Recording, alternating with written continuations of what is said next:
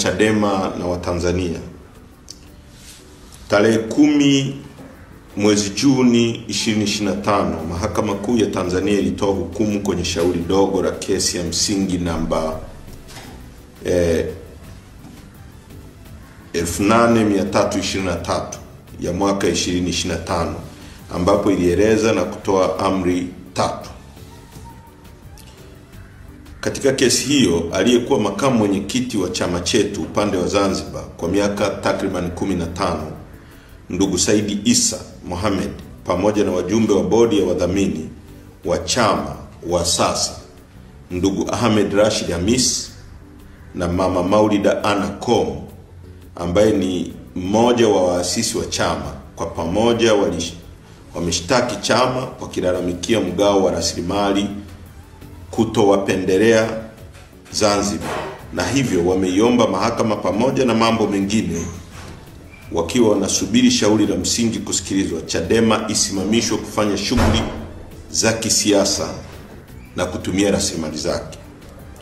Ndugu Saidi Isa Mohamed amekuwa kwenye nafasi ya makamu mwenyekiti Zanzibar kwa kipindi cha miaka 15, na katika kipindi chote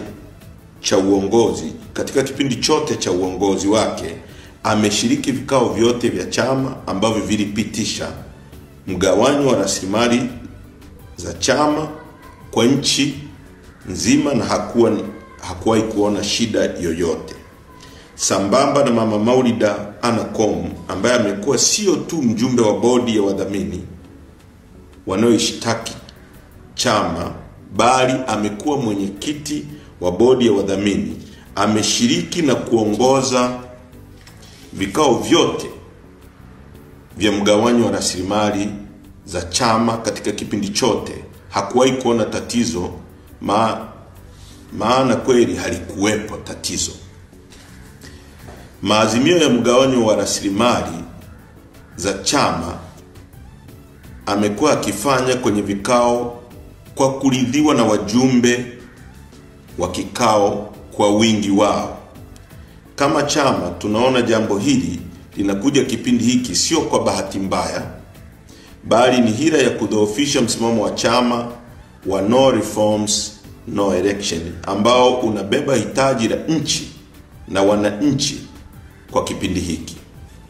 Kesi hii ina msukumo nyuma yake wa watu wenye nia off. Mama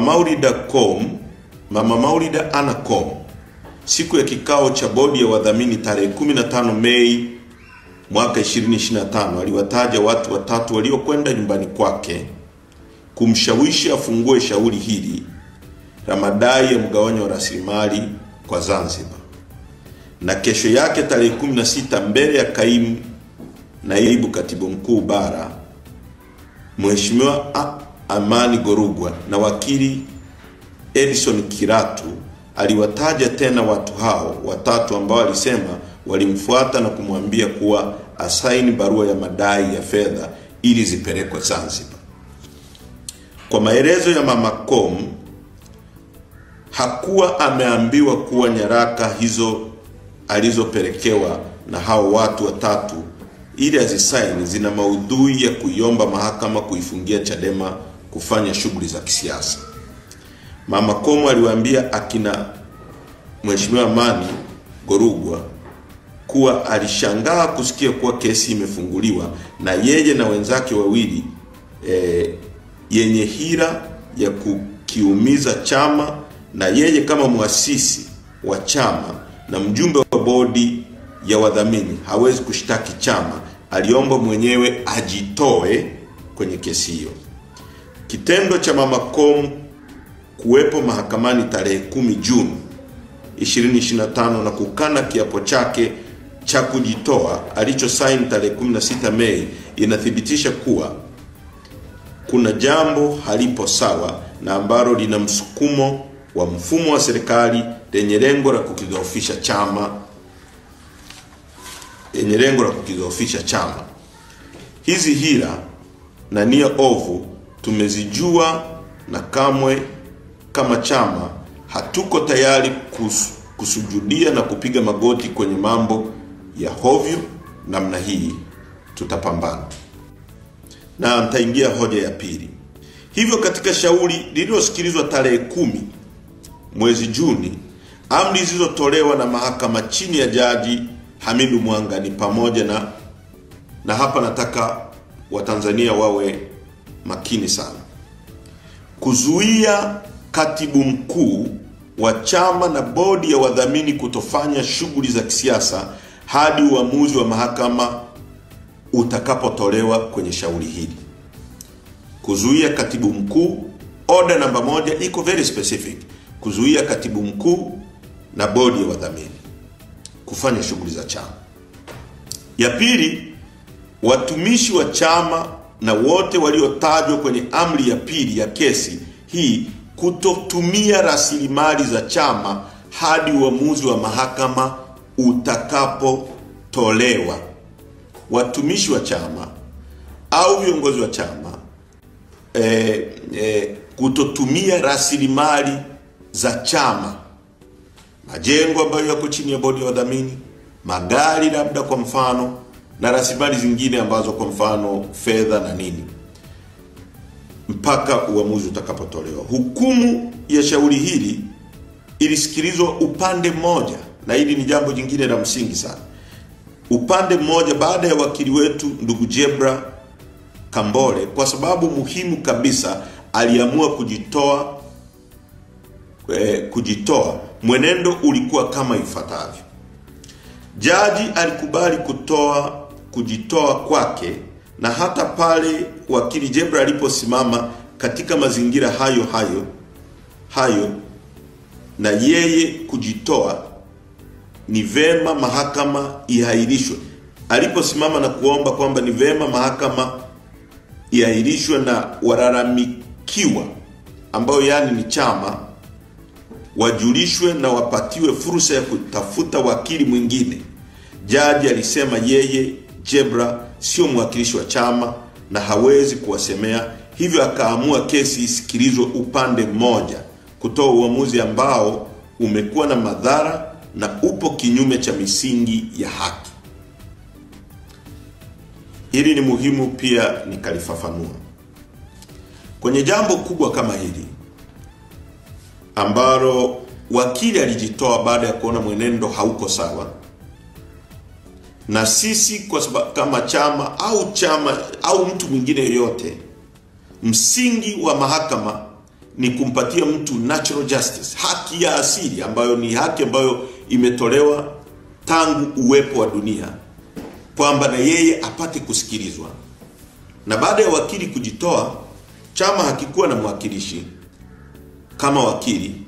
Jaji alipaswa kuahirisha kesi ili atupatie sisi chama tarehe nyingine na atuombe kupeleka wakili ili tuwe na uwakilishi, tuwakilishwe kwenye kesi hii.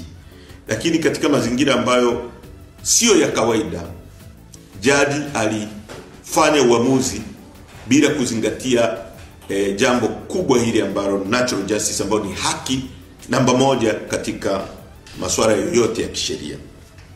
Uamuzi huo umetolewa ukiwa unakiuka haki yetu ya asili ya kusikilizwa. Ni kanuni ya kawaida kabisa kuwa mtu asihukumiwe bila kusikilizwa. Kwa kuwa wakili wetu alijitoa na washtakiwa ambao ni bodi ya wadhamini na katibu mkuu wa chama hawakuwepo mahakamani, ilitakiwa jaji aahirishe kesi hiyo na kuwaita na kutoa nafasi kwa wadhamini na katibu mkuu kutafuta wakili mwingine na au wao kuamua kujitetea wenyewe. Kwa kitendo cha Jaji Hamidu Mwanga kuendelea kusikiliza kesi hiyo bila kuwaita wadhamini na katibu mkuu, hiyo inaonyesha kuwa tayari alikuwa na uamuzi wake kichwani uliopendelea upande mmoja. Wanasheria wetu wametujulisha kuwa amri 2 za zuio alizozitoa Jaji Hamidu Mwanga zinafanana sana na maombi yaliyo katika kesi ya msingi. Hivyo ni wazi kuwa amri hizo 2 zilizotolewa vile vile zipo katika kesi ya msingi, na hivyo inatoa tafsiri kwamba tayari jaji amekwisha fanya uamuzi wa kesi ya msingi, na hivyo kesi ya tarehe 24 Juni ni kiini macho. Katika mazingira hayo, je, unategemea haki gani kutoka kwake?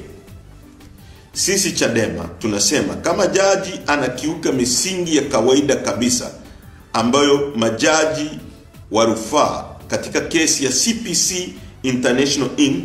vs. Zainab Grain Millers Limited, Civil Appeal number 49 of 1995, ambapo jopo la majaji wa mahakama ya rufaa Jaji Mzava, Jaji Mfarira na Jaji Rubuva JJA walisema ni elementary. Sasa ni elementary, yani hiyo haki ni elementary. Sasa tunatendewaje haki na Jaji Hamidu Mwanga? Mimi kwa niaba ya Chadema nasema hatuna imani na Jaji Mwanga kwa sababu hatuamini kama kuwanyima haki ya kusikilizwa bodi ya wadhamini wa chama na katibu mkuu wa chama ni makosa ya kibinadamu. Badala yake tunaona alifanya akijua ili kutimiza lengo lake. Aidha, sababu ya pili inatokana na historia ya Jaji Mwanga. Mheshimiwa Jaji Mwanga ameteuliwa akitokea Tume ya Uchaguzi Zanzibar ZEC. Msimamo wa Chadema dhidi ya INEC pamoja na ZEC mara zote tunazikosoa kwa utendaji na muundo wake. Katika mazingira hayo, kesi inayohusu Chadema anapangiwa jaji anayetoka kwenye taasisi ambayo tunailalamikia. Hatuoni kama tunatendewa haki, na kweli hatujatendewa haki. Sisi tunamuona akiwa na mgongano wa kimaslahi, yani conflict of interest, na kwa sababu hizo tunaomba Jaji Mwanga ajitoe katika kusikiliza kesi yetu. Chadema tunapenda tusomeke kuwa sisi ni wapigania haki na pia tunaheshimu misingi ya sheria na utawala bora. Tuna wajibu wa kuheshimu maamuzi ya mahakama katika misingi iliyo ya haki na kweli. Kamwe hatutasujudu kwenye mambo ya hila na ukandamizaji.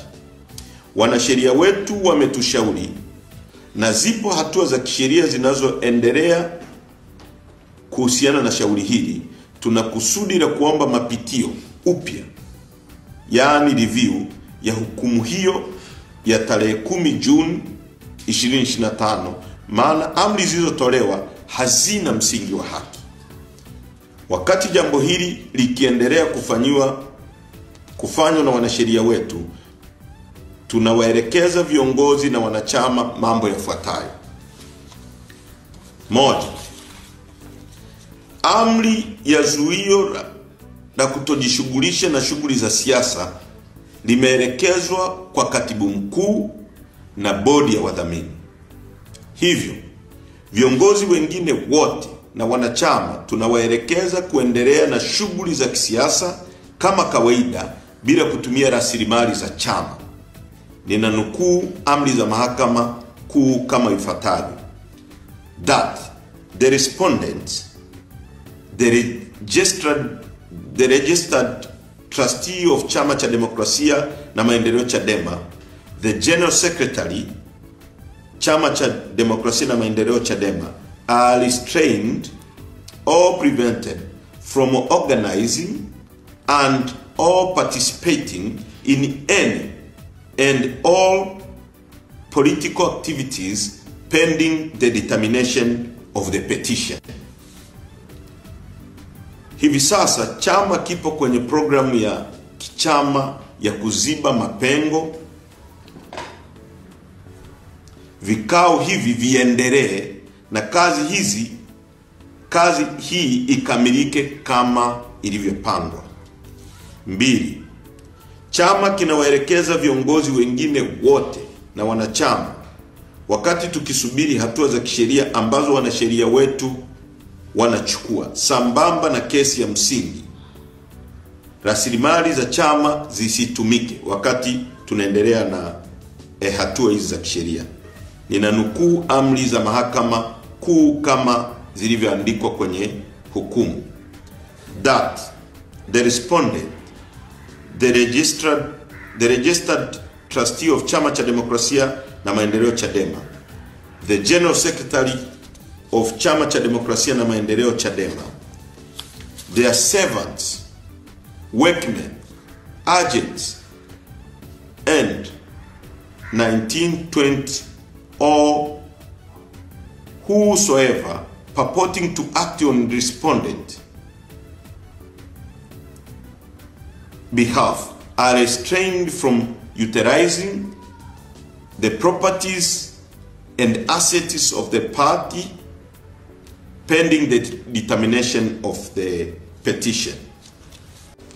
Viongozi wengine wote na wanachama wajitolee kwa rasilimali zao binafsi kufanya shughuli za kisiasa ili kukamilisha programu za chama ambazo zilitakiwa kukamilishwa.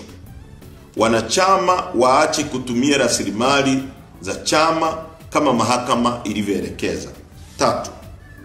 Chama kinawaelekeza viongozi wengine wote na wanachama kujihusisha wenyewe kwenye shughuli za kijamii kimaalum kama sadaka ya kujitolea kwa wananchi, kwenda kuchangia damu kwa Watanzania wenzetu wenye uhitaji, kwenda kutembelea vituo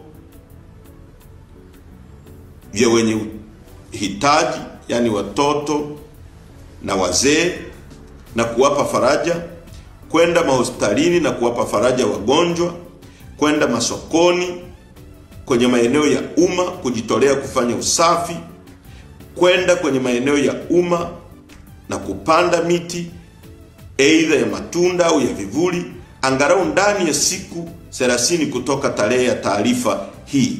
Tupande miti 1,000,000. Kwenda kwenye maeneo ya ibada, misikiti na makanisa, kushiriki na waumini wengine kumuomba Mungu, kwenda kwenye misiba na kuomboleza na wafiwa ili kuwapa faraja na matukio mengine mbalimbali yanayotokana kuwa sawa na kwenye jamii inayowazunguka. Matukio yote haya yaratibiwa na viongozi na wanachama. Kwa wingi wenu muhusike kikamilifu katika matukio haya ya kijamii ambayo yanadumisha umoja na upendo wetu kama Watanzania. Ni muhimu nikafafanua hili. Wakati wa utawala wa kidikteta wa makaburu wa Afrika Kusini, ambapo chama cha kiukombozi cha ANC viongozi wake walishambuliwa, waliuawa, walifungwa jela kama mnavyojua, wakina Nelson Mandela na kina Ahmed Kathrada ambao walikaa gerezani kwa zaidi ya miaka 27, na viongozi wengine wakina Thabo Mbeki wakakimbia wakati baba yake Govan Mbeki naye alikuwa gerezani Robben Island. Wanachama wa ANC ambao makaburu walilenga, walipokifuta chama walilenga kwamba chama kipotee, hawakuruhusu hiyo hali itokee. Walikuwa wanakwenda kwenye maeneo ya mikusanyiko, kwa sababu wakati ule kama ilivyo sasa tumepigwa marufuku, wanajaribu kutupiga marufuku kukutana viongozi wa chama tukiwa kwa pamoja. Wale wanachama na viongozi wa ANC walikuwa wanakwenda kwenye misiba, waliunda timu za mpira, walikuwa wanaenda kwenye makanisa ili kuwapa nafasi ya kukutana na jamii, kuongea na jamii, ili kuwapa nafasi ya kuwa karibu na jamii. Na sisi kama chama kinachoshambuliwa na serikali kwa sasa, kwa lengo la kukiubiza, kwa lengo actually la kuonesha wanachama wetu kwamba chama kimesambaratika, na huku nyuma wakiwa na vyama walivyounda, kiangalia mashambulizi yetu yanalenga kuwatisha wanachama kwamba chama kimeparaganyika, kimesambaratika. Kwa hiyo wanawaelekeza wanachama wetu waende kwenye vyama vingine ambavyo ni vyama mamluki vya serikali. Sisi tunawaelekeza wanachama wetu chama hakiwezi kusambaratika, Chama kiko imara, chama ni nyie, chama ni wananchi ambao wanatuunga mkono kwa sana, na mmeona kwenye ziara zetu hakuna chama chenye uwezo wa kuitisha wananchi wakaja kwa wingi kama chama chetu. Kwa hiyo msisambaratike, msitishike, msibabaike. Nendeni kwenye matukio ya kijamii, endeleeni na vikao vya chama kama tulivyoelekeza. Msitumie majengo tu yale ambayo yako kwenye board of trustee mpaka tutakapomaliza swala hili, lakini mnaweza kukutana kwenye maeneo mbalimbali, mfanye vikao vya kichama, mpande miti, mtembelee wagonjwa, toe damu, fanye nini ili chama chetu kiendelee kusukuma agenda za no reforms no election. Endeleeni kuvaa t-shirt zenye jumbe mbalimbali, jumbe za no reforms no election, ambayo ndio inawaudhi sana watawala mpaka wanababaika kwa kiwango hichi. Chama kinasisitiza kuwa nchi yetu inahitaji kufanywa mabadiliko ya mfumo, yani reforms ya uchaguzi kabla ya uchaguzi wa mwezi Oktoba 2025. Chama chetu, sisi viongozi wakuu, mara zote tumekuwa tayari kwa mustakabali wa taifa letu. Tupo tayari kwa mazungumzo na majadiliano yenye lengo la kutufikisha kwenye kufanyika mabadiliko ili tusirudie uzoefu mbaya wa chaguzi zilizopita. Mabadiliko haya tunaendelea kuyadai kwa sababu ni hitaji la nchi na wananchi kwa kipindi hiki na si wakati mwingine. Hivyo Watanzania wote tuendelee kupaza sauti zaidi kuwa no reforms no election. Kuhusu kesi inayomhusu mwenyekiti wetu Mheshimiwa Lissu, kwanza ieleweke kuwa Lissu sio mhaini. Tunaisihi serikali iondoe hii aibu kwa taifa. Serikali iache uonevu wa kuonea raia wake kwa kuwabambikizia kesi ambazo hazina kichwa wala miguu. Ni rai yetu kuwa serikali kupitia mwendesha mashtaka DPP wamwachie huru Mheshimiwa Tundu Lissu, kwa kuwa wao wanajua na Watanzania wanajua na dunia inajua kuwa Lissu sio mhaini.